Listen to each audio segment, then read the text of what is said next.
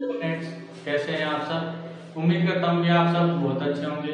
दोस्तों, स्वागत करता हूँ आपका आपके अपने YouTube channel dream success education app पर। दोस्तों, कल अपन ने आपकी जो टॉपिक है पोषण भोजन है मानव स्वास्थ्य वो स्टार्ट किया था। उसमें आपने को मैंने पोषण बताया था और बताया था संतुलित भोजन, भोजन क्या होता है, असंतुलित भोजन, पोषक पदार्थ के बारे में। और मैंने कल आपको विटामिन जो आपके पहला पोषक पदार्थ है वो स्टार्ट किया था। उसमें मैंने आपको विटामिन की खोज करता लुनी ने की विटामिन की सबसे पहले विटामिन के बारे में लुनी ने बताया था। विटामिन की खोज की थी हॉकिंस ने, तथा जो विटामिन नामकरण है वो कैसिमन फंक के द्वारा किया गया था। और मैंने आपको बताया था कि वसा में घुलनशील विटामिन कौन कौन से होते हैं, विटामिन जल में घुलनशील water soluble fat soluble vitamin कौन कौन से होते हैं। तो आज दोस्तों अपन बात करेंगे जो आपके फैट सोल्यूबल विटामिन है उनमें, जैसे A D vitamin A, vitamin D, vitamin A और विटामिन के है। तो दोस्तों चलिए स्टार्ट करते हैं। विटामिन सबसे पहले अपन पढ़ेंगे विटामिन ए। तो दोस्तों आपके टॉपिक था विटामिन।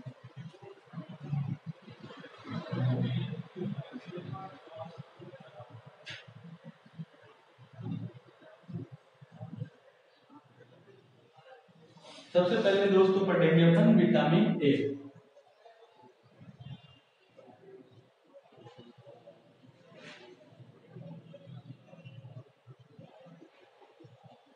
काफी इंपॉर्टेंट विटामिन है दोस्तों।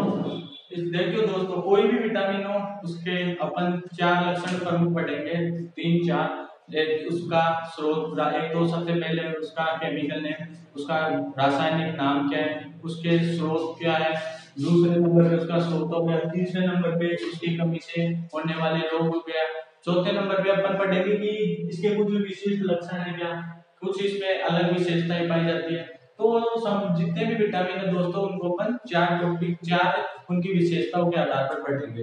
तो दोस्तों पहले अपन इसके बात करते हैं कि इसका रासायनिक नाम क्या है। तो दोस्तों जो आपका विटामिन है ना, इसका रासायनिक नाम है, ऐसे केमिकल नेम जिसे आप बोल सकते हैं, रासायनिक नाम है रेटिनोल।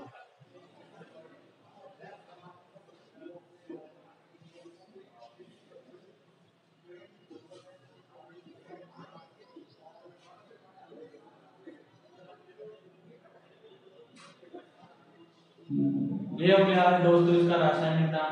अगर इसके दूसरे नंबर पे अपन देखें इसका कि इसका जो स्रोत क्या है, यानी विटामिन ए को किन किन स्रोत, वो कौन कौन से स्रोत होते हैं जिनसे अपन विटामिन ए को प्राप्त कर सकते हैं, किस भोज्य पदार्थ होता है, कौन सा तत्व होता है जिसमें विटामिन ए पाया जाता है, उसके द्वारा अपन शरीर में विटामिन ए को ग्रहण कर सकते हैं। तो देखिए दूसरे नंबर पर अपन इसके स्रोत की बात करें। दोस्तों स्रोत का मतलब है आप निकाल सकते हो कि किसमें विटामिन ए पाया जाता है। तो दोस्तों विटामिन ए की अगर अपन बात करें तो गाजर हो गया, आम हो गया, और दोस्तों जो जितने भी आपकी हरी सब्जियां है ना, इनमें दोस्तों विटामिन ए प्रचुर मात्रा में पाया जाता है। दोस्तों विटामिन ए गाजर में सर्वाधिक पाया जाता है, आम में उसके बाद सर्वाधिक मात्रा में पाया जाता है, और अधिकतर जितनी भी आपकी हरी सब्जियां हैं उनमें दोस्तों विटामिन ए काफी प्रचुर मात्रा में पाया जाता है।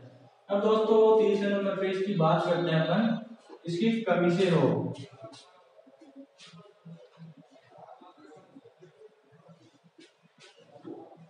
या दोस्तों जो आपकी कमी से रोग होता है ना दोस्तों, अपन इसको बोल सकते हैं कुपोषण, विटामिन कुपोषण। मैंने आपको थोड़ी देर पहले कुपोषण बताया था कि कोई भी पोषण होता है उसमें एक से अधिक पोषक तत्व की कमी हो जाएगी तो उससे कुपोषण होता है, यानी पोषक पदार्थ की कमी हो रही है। विटामिन एक प्रकार का पोषक पदार्थ है और कमी से इसकी रोग हो रहे हैं, यानी कि ये विटामिन कुपोषण है।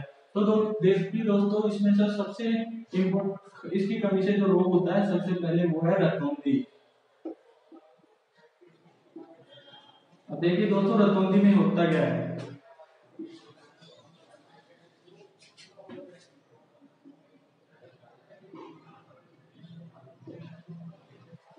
दोस्तों रतौंधी रोग एक काफी नुकसानदायक शरीर के लिए हो सकता है। शरीर में जैसे अपन को जो प्रकाश होता है वो प्रकाश में अपन जब देखते हैं तो बहुत कम मात्रा में अपने को दिखाई देता है, रात में बिल्कुल कम न के बराबर दिखाई देता है। तो ये जो रतौंधी रोग है इसमें कम दिखाई देना,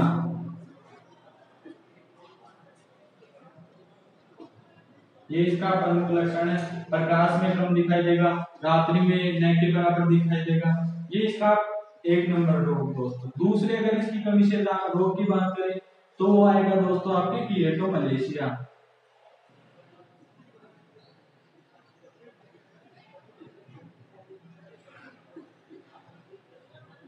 दोस्तों अगर इसकी कमी से बात करें कि विटामिन ए की कमी से, तो दूसरा नंबर का रोग मैंने आपको बताया वो है कीरेटोमलेशिया।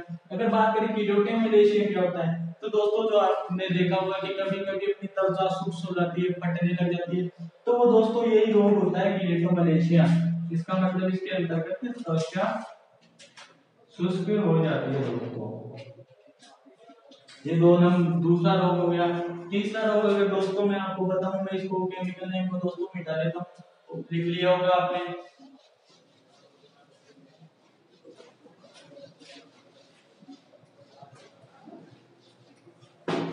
दोस्तों अपने दो रोग की बात की, तीसरा रोग है दोस्तों इसका जिराफ थैलेमिया।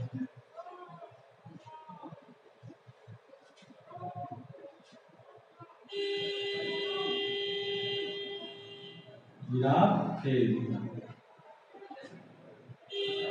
दोस्तों, ये आपने देखा होगा कभी कभी आंखों के पास, आंखें में शुष्क हो जाती है, आंखों के पास डार्क सर्कल्स हो जाते हैं, जिसके कारण आपको बहुत ऐसे जैसे त्वचा पे अपने शुष्क हो जाते हैं इसमें। तो इसमें जैसे आंखों के पास कभी कभी ऐसे फटने के निशान से हो जाते हैं, वो रोग दोस्तों जिराफ थैलेमिया कहलाता है। तो इसका अगर देखें तो इसमें आंखें शुष्क हो जाती है।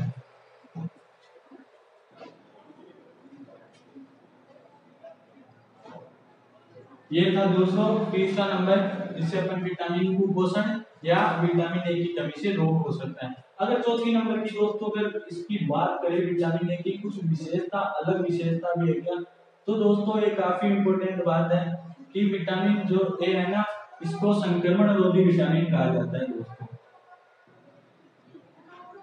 संक्रमण रोधी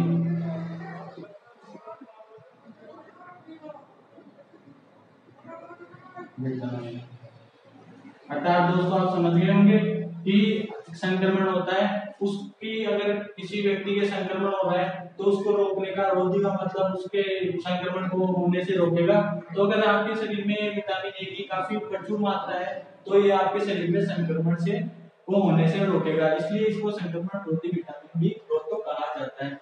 ये थी दोस्तों आपके विटामिन ए की बात। उम्मीद करता हूँ विटामिन ए आपको समझ में आया होगा। अब दोस्तों जो आपका दूसरा वाटर फेट सोल्यूबल विटामिन था, उसकी बात करें तो दोस्तों आपका आएगा विटामिन डी।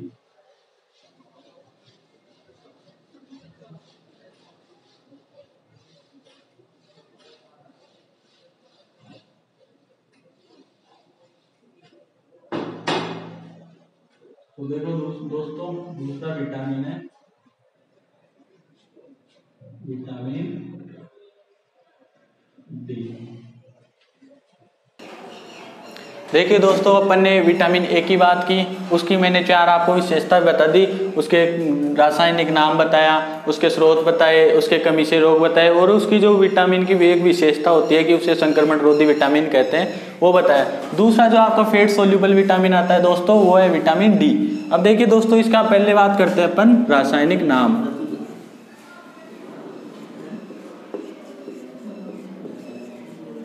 केमिकल नेम क्या होता है विटामिन डी का,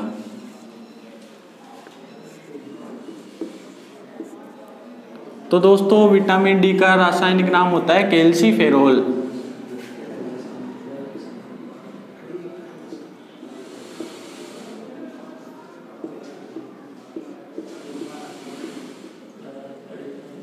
ये इसका केमिकल नेम हो गया दोस्तों।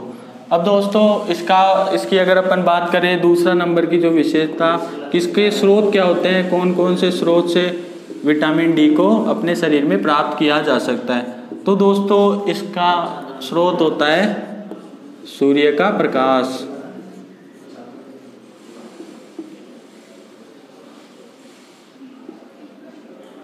या इसे आप बोल सकते हो धूप भी इसका स्रोत आप बता सकते हो कि धूप जो होती है ना वो भी विटामिन डी का स्रोत ही होती है, सूर्य का स्रोत होता है। इसीलिए दोस्तों विटामिन डी को किसी भी पादप के द्वारा प्राप्त नहीं किया जा सकता, इसका स्रोत होता है सूर्य का प्रकाश। तीसरे नंबर पे दोस्तों अपन इसकी बात करते हैं इसकी कमी से रोग।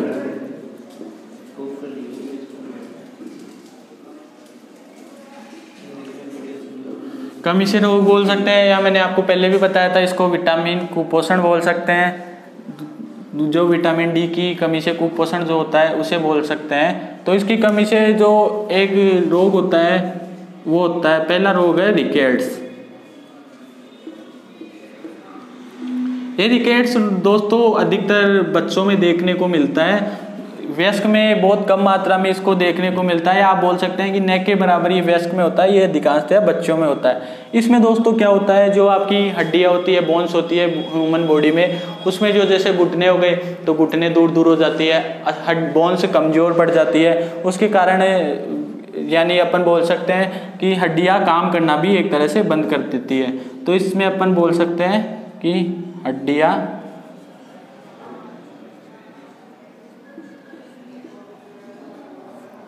कमजोर, जिसमें मैंने आपको बताया घुटने दूर दूर हो जाते हैं, घुटनों की जो बोन्स होती है उनमें काफ़ी अंतराल आ जाता है। दूसरा अगर इसका रोग देखिए दोस्तों तो वो होता है दोस्तों ओस्टियोपोरोसिस।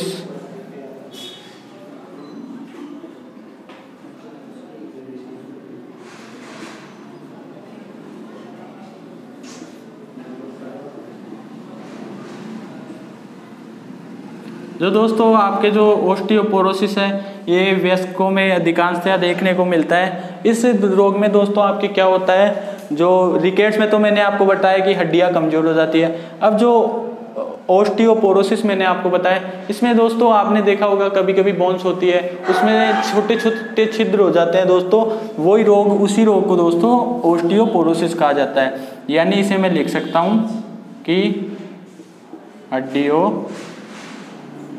में छिद्र हो जाते हैं दोस्तों इस रोग के होने पर।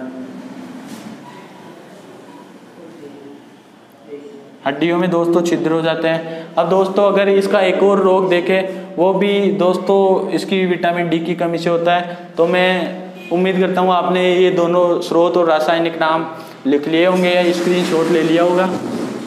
तीसरा अगर इसका रोग देखें दोस्तों तो वो आता है ओस्टियोपोरोसिस बता दिया, ओस्टियोमलेशिया।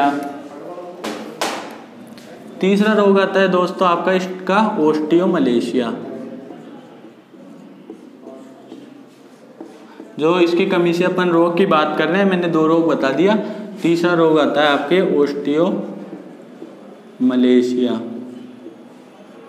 अब देखिए दोस्तों ओस्टियोमलेशिया में क्या होता है, जैसे दोस्तों अपने बोन्स होती है तो वो कोमल हो जाती है, यानी उसको ऐसे अगर बोन्स को अपन मोड़ेंगे या उसको अगर फोल्ड करेंगे तो वो फोल्ड आ जाती है। यानी ये रोग होता है ना, इसमें दोस्तों बोन्स हो बहुत कोमल हो जाती है। ओस्टियोपोरोसिस में मैंने आपको बताया था कि हड्डियों में छिद्र हो जाता है, रिकेट्स में हड्डियां कमजोर हो जाती है, ओस्टियोमलेशिया में मैंने आपको बताया है कि हड्डियां कोमल हो जाती है। और रिकेट्स बच्चों में मैंने अधिकांशतः बताया था, ओस्टियोपोरोसिस मैंने आपको बताया था वयस्क में होता है। जो ओस्टियोमलेशिया है दोस्तों वो भी अधिकांशतः वयस्क में ही देखने को मिलता है। तो इसमें अगर मैं आपको लिखूं तो इसमें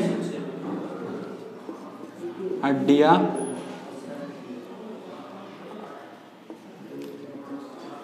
कोमल हो जाती है। ये थे दोस्तों विटामिन डी की कमी से रोग या विटामिन डी के कुपोषण। अब बात करें अपन विटामिन डी का विशेषता, तो दोस्तों देखिए विटामिन डी की कुछ अलग विशेषता है क्या, तो हाँ है। इसकी एक अलग विशेषता है कि इसको दोस्तों धूप का विटामिन कहते हैं।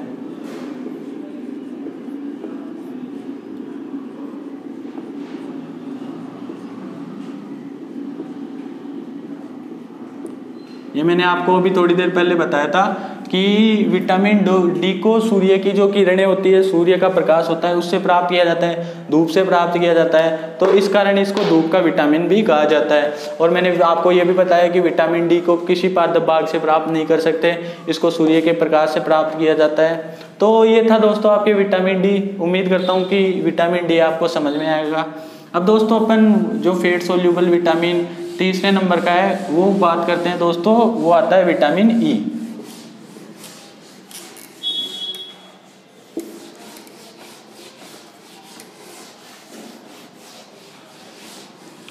देखिए दोस्तों, बात करते हैं तीसरे नंबर की विटामिन ई।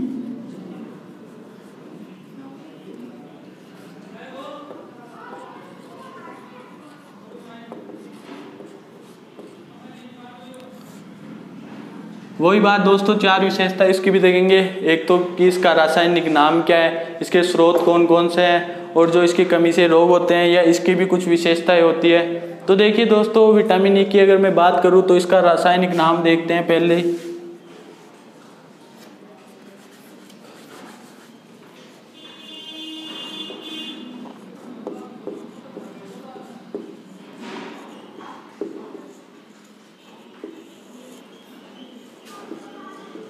तो दोस्तों विटामिन ई का रासायनिक नाम होता है टोकोफेरोन।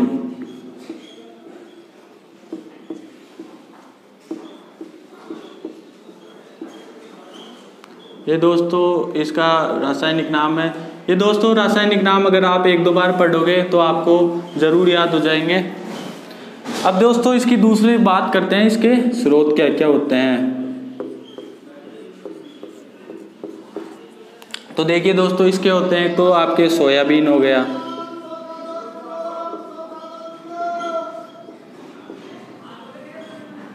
एक दूसरा अगर इसके स्रोत की बात करें तो जो भी आपके बीज होते हैं ना, बीज युक्त फल होते हैं, वो दोस्तों इसका प्रमुख स्रोत होते हैं। बीज युक्त फल, पादप जो भी होते हैं। और इसका अगर बात करें, हरी सब्जियां भी दोस्तों विटामिन ई का स्रोत होती है। हरी सब्जियों में भी विटामिन और भी स्रोत दोस्तों, लेकिन काफ़ी ये जो इम्पोर्टेंट है ये इनमें ही प्रचुर मात्रा में, सोयाबीन में विटामिन ए सबसे ज़्यादा पाया जाता है। बीज युक्त फल, पादप जो भी है उनमें विटामिन ई पाया जाता है, और हरी सब्जियों में भी अधिकांशतः विटामिन ई देखने को मिलता है। अब दोस्तों इसकी बात करें विटामिन की ई की कमी से होने वाले रोग कौन कौन से हैं। तो दोस्तों ये विटामिन जो है ना, इसकी कमी से अलग नर में अलग होते हैं, यानी जो मेल होता है उसमें अलग होते हैं, फीमेल में रोग इसकी कमी से अलग होते हैं। तो दोस्तों इसकी कमी से अगर अपन नर में बात करें ना दोस्तों, तो नर में दोस्तों इसकी कमी से नपुंसकता आ जाती है।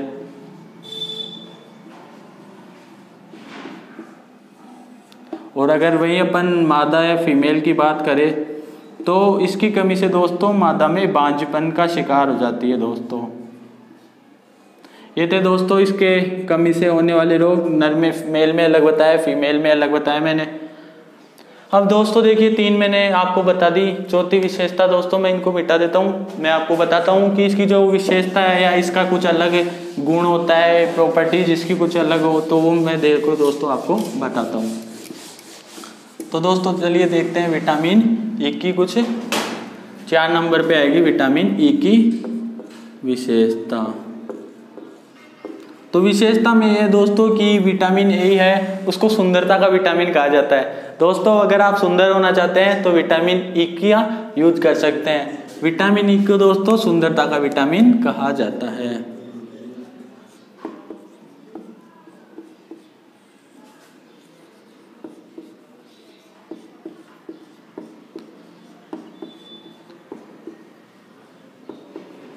तो आप बोल सकते हो दोस्तों अधिकांशतः सुंदर व्यक्तियों में विटामिन ई पाया जाता होगा। अगर अपन इस हिसाब से देखें, जिस हिसाब इसको सुंदरता का विटामिन कहा जाता है। तो ये था दोस्तों आपका विटामिन ई। इसकी विशेषता बताई मैंने, इसका रासायनिक नाम बताया, स्रोत बताए, और इसके जो कमी से रोग बताए, नर में नपुंसकता, मादा में बांझपन, और जो इसकी विशेषता है कि इसको सुंदरता का विटामिन कहा जाता है, वो दोस्तों मैंने आपको बताया। तो दोस्तों ये थे अपने विटामिन ई हो गया। फिर फैट सोल्यूबल में तीसरा विटामिन, जो लास्ट विटामिन है दोस्तों जो फैट सोल्यूबल होता है, वो है विटामिन के। 3 विटामिन हो गए दोस्तों आपके फैट सोल्यूबल। और दोस्तों चौथा जो आपका विटामिन आएगा फैट सोल्यूबल, वो आएगा विटामिन के।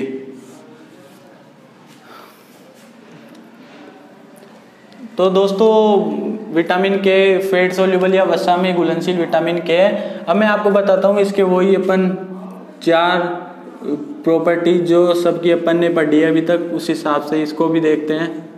ये हो गया इसका रासायनिक नाम। तो देखिए दोस्तों, विटामिन के को 2 नामों से पुकारा जाता है। अभी तक अपन ने किसी भी विटामिन का डबल नाम नहीं पढ़े हैं। इसको विटामिन के को दोस्तों 2 नामों से पुकारा जाता है। तो एक तो दोस्तों इसको फिनोक्विनोन कहा जाता है,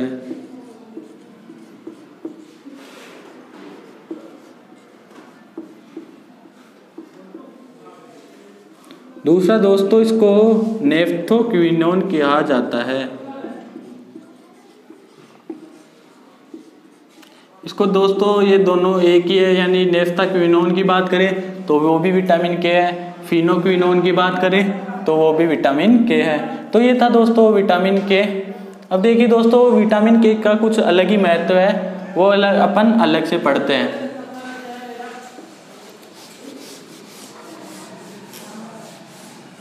तो देखिए दोस्तों, अगर अपन बात करें ना दोस्तों, तो ये जो आंत्र में पाए जाते हैं जीवाणु,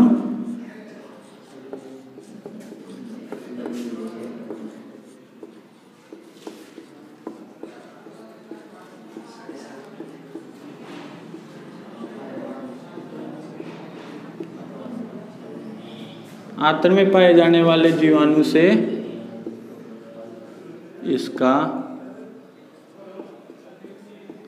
निर्माण होता है। इसका मतलब यही नहीं है दोस्तों कि विटामिन के सिर्फ कि आंत्र में जो जीवाणु पाए जाते हैं उसके द्वारा ही विटामिन के को प्राप्त किया जा सकता है। विटामिन के 2 प्रकार का होता है, K1 और K2। K1 को अपन पादप से प्राप्त कर सकते हैं, K2 को जंतुओं से भी प्राप्त किया जा सकता है। तो इसके जैसे हरी सब्जियों में भी विटामिन के पाया जाता है दोस्तों। तो अगर अपन बात करें कि मैंने मुख्यतः बताया कि आंत्र में पाए जाने वाले जीवाणु से इसका निर्माण होता है। अब देखिए दोस्तों, आप जानते होंगे जो नवजात होता है, जो शिशु होता है, जिसके शुरू में जब वो जन्म लेता है तो उसके दोस्तों आंत्र में जीवाणु नहीं पनप पाते हैं, तो फिर उसके विटामिन के की कमी हो जाएगी। तो दोस्तों इस विटामिन के की कमी को दूर करने के लिए नवजात में विटामिन के इंजेक्शन लगाए जाते हैं। तो दोस्तों आप इस बात को नोट लगा के भी लिख सकते हैं।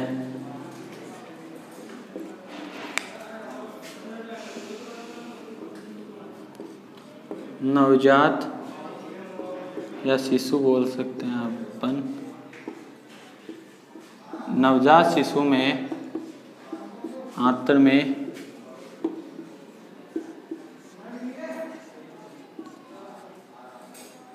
जीवाणु नहीं पनप पाते, इस कारण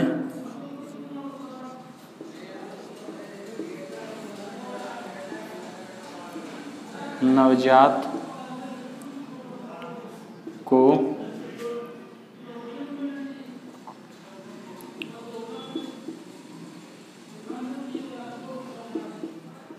विटामिन के का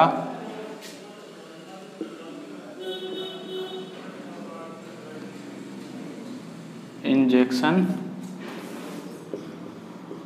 लगाया जाता है।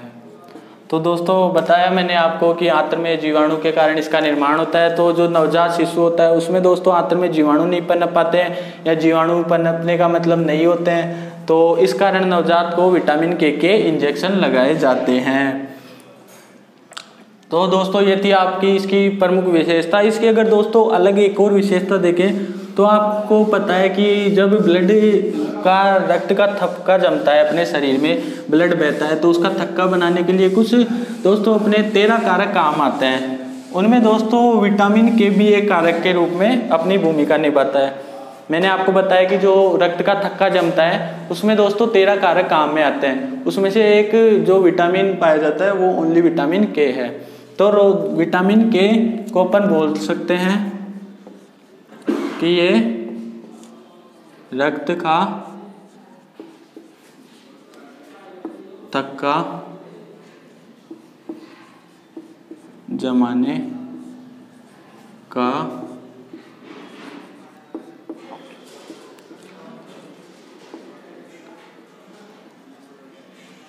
इसका मतलब दोस्तों आप समझ गए होंगे कि रक्त का थक्का जमा रहा है, तो अगर विटामिन के शरीर में नहीं होगा तो रक्त का थक्का नहीं जमेगा। इसका मतलब ये हो गया ना कि रक्त का थक्का जमा रहा है। अब अगर विटामिन के की आपके शरीर में कमी हो जाएगी, विटामिन के पर्याप्त मात्रा में नहीं होगा, तो आपके शरीर से रक्त का थक्का नहीं बनेगा, रक्त लगातार बहता रहेगा।